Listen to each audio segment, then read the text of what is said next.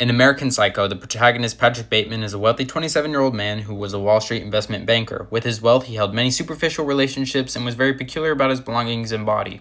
His daily environment was exposure to men who were very materialistic and continuously trying to prove their worth based on their success. As for his love life, it was very shallow, so much that he did not care that he thought his girlfriend was having an affair as he was having his own with a married woman. Patrick makes bold political statements claiming he cares for the little man and for the suppressed. However, he despises them. This lack of care for people is shown through his horrendous actions throughout the movie, such as his perceived murder of a homeless man. Actions such as these display antisocial personality disorder.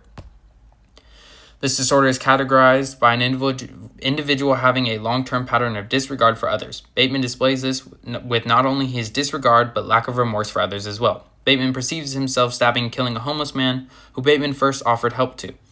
In this, he showed aggression, irresponsibility, and law-breaking behaviors. These traits are all indicators of antisocial personality disorder. Dr. Donald W. Black from the National Library of Medicine claims, antisocial personality disorder is defined by a pattern of socially irresponsible, exploitative, and guiltless behavior. Another example of evidence for this diagnosis is his lack of care for others. This is shown when he ends his relationship with his girlfriend and cares more about making a scene than her feelings. He proceeds to tell her, "You're not terribly important to me." This lack of regard or remorse for others is embodied with his interactions with others. One symptom Bateman did not display would be repetitive law-breaking. At the end of the movie, it is revealed he did not do anything he thought he had. He murdered no one and did not hurt anyone. However, his thoughts still display disregard for others as well as aggression, but he never actually committed any of these things. Therefore, he never broke the law.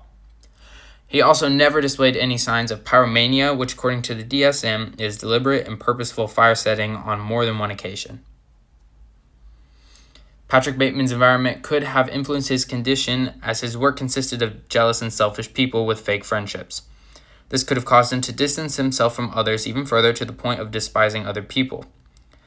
This supports the diathesis stress model, as the stress of his work and maintaining respect from his colleagues worsened his already present condition. If Bateman were to go to the therapist in the movie, I believe he would be diagnosed for schizophrenia.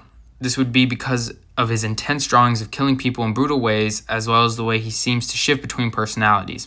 At one point in the movie, Bateman calls his secretary and begs her to say no, or he convinces her to leave his house before he can't control himself. He seems to shift between a careless murderer and a remorseful person. This is again seen when he calls his lawyer and confesses everything as well as begs for help. He also is delusional as he believes he murders countless people. I believe this could lead to the diagnosis of schizophrenia. While I can see the diagnosis varying between antisocial personality disorder and schizophrenia, I believe at least one of the two would be diagnosed throughout most cultures. However, I could see more savage cultures counting his yearn for killing as a warrior spirit or something of the like. Our culture, however, tends to associate the stigmas of insanity or being an evil person. In an experiment discussed by Dr. Black, researchers in the 1940s followed 500 boys between the age of 10 and 17 in a correctional system. The findings show that antisocial behavior in childhood had a strong link to adult criminality. With this correlation, I could see other cultures simply marking these people as troublemakers and not accounting for a disability. While there are no prescribed medications for antisocial personality disorder, I would prescribe medication for schizophrenia, such as first-generation antipsychotics.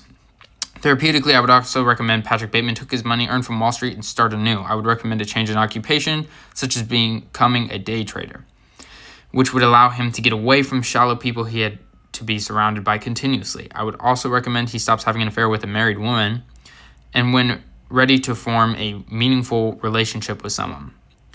A societal barrier for this would be many people measure success by money, and quitting his job would more than likely decrease his income. The societal pressure might cause him to hesitate to leave the environment causing so much stress.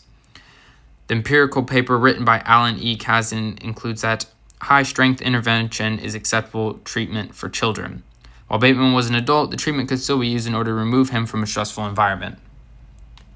The portrayal of the disorder is mostly accurate in the movie, as it shows an extreme degree of what someone with antisocial personality disorder would act like. However, the film did not show the lesser degree of antisocial personality disorders, which could be less cruel and violent. The depiction of this disorder could leave the impression that everyone suffering from this condition secretly wants to kill everyone they dislike, which could be misleading.